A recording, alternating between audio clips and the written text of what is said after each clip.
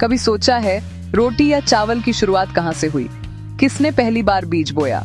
ये कहानी है उस अनजान हीरो की जिसकी खोज ने इंसानी जिंदगी बदल दी। एक समय था जब इंसान सिर्फ शिकारी था। गांव, शहर, घर कुछ नहीं था। हर दिन नया संघर्ष, सिर्फ खाना ढूंढना ही जिंदगी थी। लेकिन एक दिन एक छोटी सी खोज ने सब कुछ बदल दिया। चलिए वक्त के पीछे चलते हैं, जब सब कुछ जंगल था और इंसान शिकारी। यह हम सब की कहानी है, खेती की शुरुआत की कहानी। हजारों साल पहले इंसान टोलियों में रहता था, पूरा दिन खाने की तलाश में। जंगल से फल, दाने, जड़, शिकार, यही जिंदगी थी। एक दिन कुछ दाने जमीन पर गिर गए। कुछ महीने बाद वापस आकर देखा, वहां नए पौधे उगाए थे। पहली बार इंसान ने समझा बीज से पौधा उग सकता है। यह इंसानी इतिहास की सबसे बड़ी खोज थी, शिकारी से किसान बनने का रास्ता। अब इंसान एक जगह रुककर खुद अनाज उगा सकता था। यह थी नियोलिथिक रेवोल्यूशन, कृषि क्रांति। एक छोटी सी खोज, लेकिन इंसानी सभ्यता की बुनियाद। खेती की शुरुआत सिर्फ एक जगह नहीं हुई। यह एक ऐसा सफर था जो अलग अलग समय पर, अलग अलग जगहों पर अपने अपने तरीके से शुरू हुआ। जब इंसान शिकार और जंगल से अपनी जिंदगी चलाता था, तब उसने धीरे धीरे प्रकृति को गौर से देखना शुरू किया।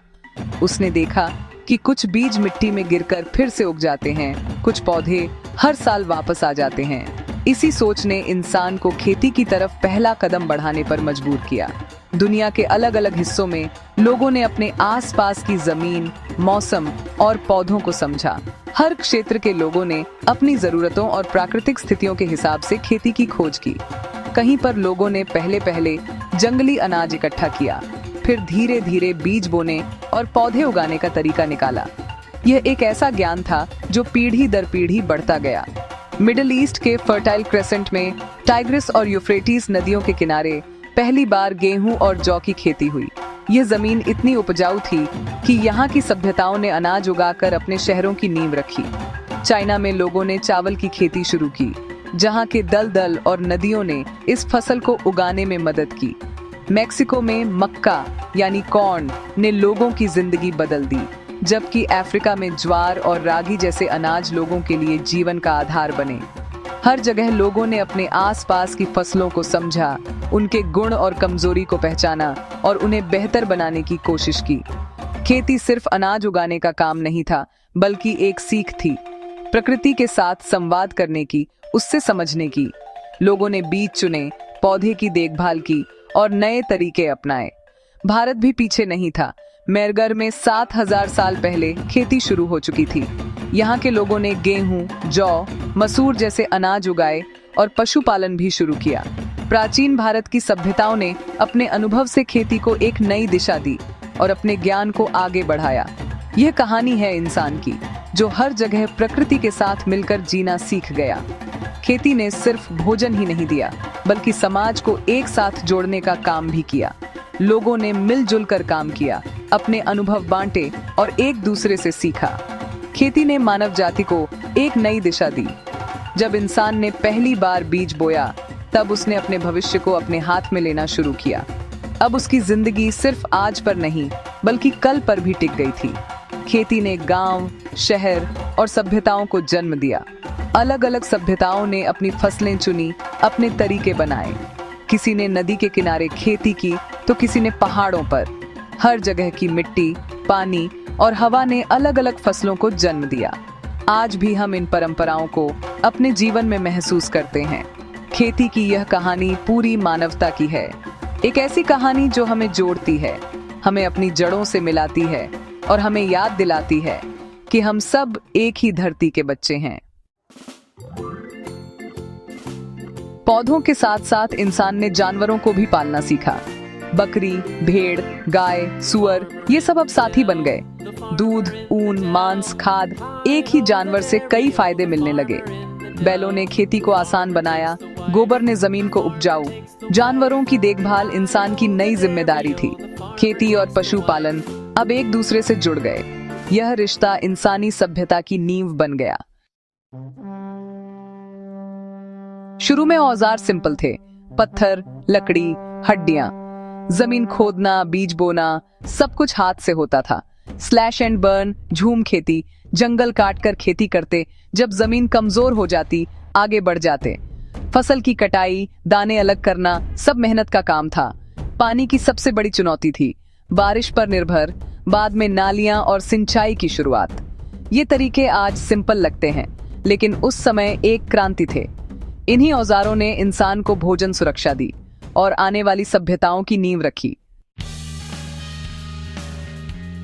खेती ने इंसान की जिंदगी को बदल दिया।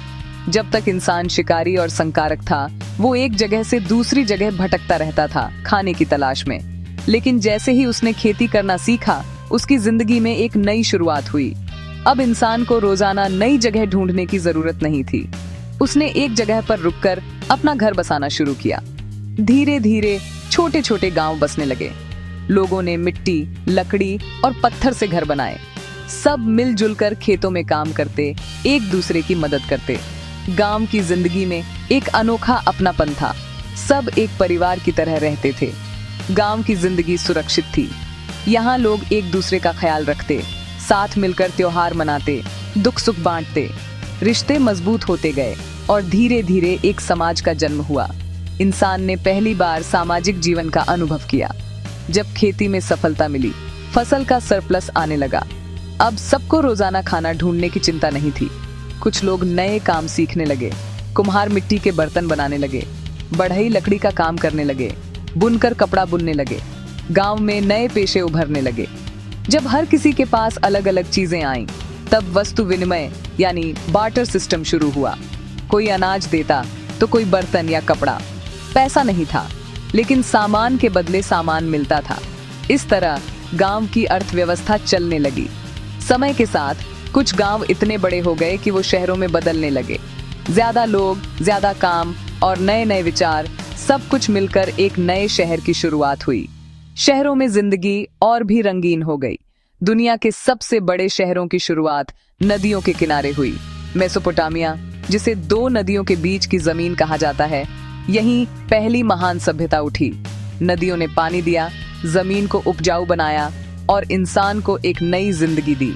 इसी तरह मिस्र की सभ्यता नील नदी के किनारे, सिंधु घाटी की सभ्यता सिंधु नदी के पास और चाइना की सभ्यता हुआंग हे नदी के आसपास फैली।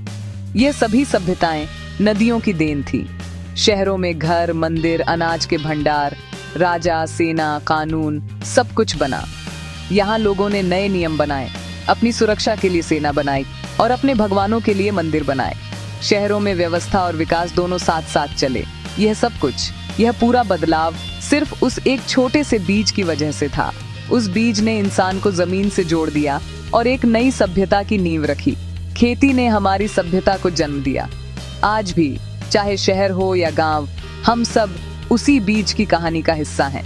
खेती ने इंसान को एक नई पहचान दी और दुनिया को एक नई दिशा। गेहूं के साथ साथ अंजीर इंसान द्वारा उगाया गया पहला फल था। जॉर्डन घाटी में 11,000 साल पहले मिस्र की सभ्यता नील नदी की उपजाऊ मिट्टी पर टिकी थी। बाढ़ के बाद आती सिल्ट ने खेती को समृद्ध बनाया। मेहरगढ़ के लोग कपास भी उगाते थे, कपड़ा बनाना जानते थे। शुरुआती किसान, कारीगर और व्यापारी भी थे। मकई का पुराना रूप छोटी घास जैसा था। हजारों साल की सिलेक्टिव ब्रीडिंग ने फसलों को बदला। आज की हर फसल किसानों की मेहनत का नतीजा है। खेती की कहानी हैरानियों से भरी है। कौन था पहला किसान? नाम, चेहरा कुछ नहीं पता। शायद एक आम इंसान, लेकिन उसकी नजर तेज थी, जिज्ञासा थी। उसने बीज से पौधा उगते देखा, सोचा, समझा, प्रयोग किया। लोगों ने मजाक उड़ाया होगा, लेकिन उसने मेहनत नहीं छोड़ी। जमीन तैयार की, बीज बोया, पौधे देखे, इंतजार किया। उसकी तपस्या रंग लाई, पहली फसल मिली। उसने दिखाया, इंसान प्रकृति के साथ मिलकर नया बना सकता है। वो अनजान हीरो हम सब की कहानी का असली शुरुआत है। एक छोटा सा बीज मिट्टी में दबा हुआ अपने अंदर अनेक संभावनाएं लिए होता है। इसी बीज से शुरू होती है एक कहानी जो सिर्फ एक फसल तक सीमित नहीं रहती। बल्कि पूरे समाज, संस्कृति और सभ्यता को प्रभावित करती है। पहले बीज से शुरू हुई यह कहानी आज भी जारी है, हर नए दिन के साथ नए रंग, नए सपने और नई चुनौतियों के साथ। बीज बोना, देखभाल, फसल काटना, ये 3 कदम हर जमाने में रहे हैं, लेकिन इन कदमों को पूरा करने के तरीके समय के साथ बदलते गए। पहले हाथ से बीज बोए जाते थे, बैलों से हल चलाकर जमीन तैयार होती थी। आज ट्रैक्टर, मशीन और नए उपकरण इस काम को आसान और तेजी से करते हैं, परंतु इन सभी बदलावों के बीच एक चीज सदैव स्थिर रही, किसान की मेहनत और उसका विश्वास। जैसे जैसे समय बदला, खेती में नए आविष्कार आए। ट्रैक्टर ने हल की जगह ले ली, मशीनों ने काम को तेजी से पूरा करना शुरू किया, हाइब्रिड बीजों ने उत्पादन बढ़ाया और नई सिंचाई प्रणालियों ने सूखे में भी फसल उगाने की संभावना दी। ये सभी विकास खेती को नए दौर में ले आए, जहां हर किसान अपने सपने को हकीकत में बदल सकता था। लेकिन हर विकास की अपनी कीमत होती है।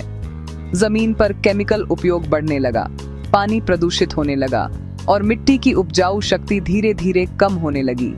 किसानों के सामने नए सवाल खड़े हो गए। क्या हम अपनी धरती को सुरक्षित रख पाएंगे? क्या हम अपने बच्चों के लिए स्वच्छ भूमि छोड़ पाएंगे?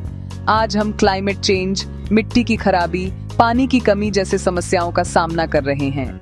कभी तेज धूप, कभी अचानक बरसात, कभी सूखापन, कभी बाढ़, यह सभी एक्सट्रीम मौसम खेती को प्रभावित करते हैं। किसान हर दिन नए संकट का सामना करता है, लेकिन फिर भी अपनी मेहनत से हर चुनौती को पार करता है। इसीलिए आज कई लोग ऑर्गेनिक खेती की तरफ लौट रहे हैं, प्रकृति के साथ संतुलन बनाकर, बिना केमिकल के अपनी जमीन को फिर से जिंदा करने की कोशिश हो रही है। किसान अपने पुरखों के तरीकों को नई सोच के साथ अपना रहे हैं, जैसे प्राकृतिक खाद, बीज की अपनी रक्षा और पानी का सही इस्तेमाल। ये सफर आसान नहीं, लेकिन हर कदम पर उम्मीद है।